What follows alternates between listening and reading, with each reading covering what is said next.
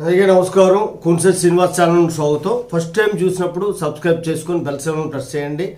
మన 1800 పైగా మన ఛానల్లో వీడియోలు ఉంటాయి. మీకు ఇందులో చాలా ముఖ్యమైనటువంటి వీడియో ఇది. ఎందుకు అంటే ఇప్పుడు ఆర్థిక స్వాతంత్రం మహిళలకి పెరిగిపోవడం వల్ల, అలాగే పురుషులకు కూడా ఇద్దరికీ ఆర్థిక స్వాతంత్రం ఉంది. దానివల్ల సహజీవనం అనేటువంటిది ఎక్కువగా జరుగుతుంది. సిటీస్లో సహజీవనం జరుగుతుంది. దీని మీద ఒక కీలకమైన సుప్రీంకోర్టు తీర్పు వచ్చింది. చాలా ఇంపార్టెంట్, యువతకి ఎస్పెషల్లీ చాలా ఇంపార్టెంట్. అలాగే మేజర్ అయినటువంటి యువకులు సహజీవనానికి అంగీకరించడం అంటే ఇష్టపూర్వకంగా వస్తున్నారంటున్నో, దీనివల్ల రాబోయేటువంటి పరిణామాలు ఏవైతే ఉన్నాయో అవి పూర్తిగా వారికి అవగాహన ఉందనే భావించాలి అని సుప్రీంకోర్టు చెప్పింది. ఫస్ట్ చాలా జాగ్రత్తగా వినండి. సహజీవనానికి ఎవరైతే వెళ్తున్నారో ఇద్దరు యువతులు మేజర్ అయినటువంటి వాళ్ళకి దానివల్ల పర్యావసానం ఏదైతే ఉందో దాని మీద పూర్తిగా వాళ్ళకి అవగాహన ఉందనే భావించాలి అని చెప్పి సుప్రీంకోర్టు చెప్పింది. ఒకసారి మళ్ళీ ఆలకించండి.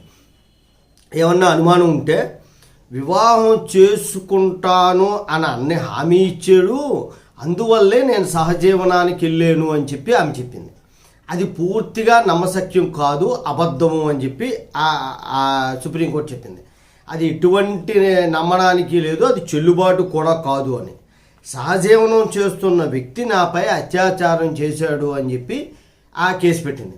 2 సంవత్సరాల నుండి సహజీవనం చేస్తున్నటువంటి ఒక స్త్రీ పురుషులు ఆమె నా మీద అత్యాచారం చేశాడు అంటే అది ఎలా చెల్లుబాటు అవుతుంది? పోలీసులు ఎలా కేసు నమోదు చేస్తారు? ఆ కేసుని సుప్రీంకోర్టు కొట్టివేసింది. ఇది ఎట్టి పరిస్థితుల్లో వివాహం చేసుకుంటానన్నాడు కాబట్టి నేను సహజీవనం చేశాను, అలాగే నన్ను వాడుకున్నాడంటే రేప్ చేసాడు, ఇలాంటి కేసులు సహజీవనానికి సంబంధించి చెల్లుబాటు కావు అని దీన్ని పూర్తర్థం అనమాట. జస్టిస్ సంజీవ్ కరోలు, జస్టిస్ మనోజ్ మిశ్రాలతో కూడినటువంటి ధర్మాసనం ఈ తీర్పు చెప్పింది. ఇలాంటి తీర్పులు సమాజానికి చాలా అవసరం. అంటే ఒక క్లారిటీ వస్తుంది.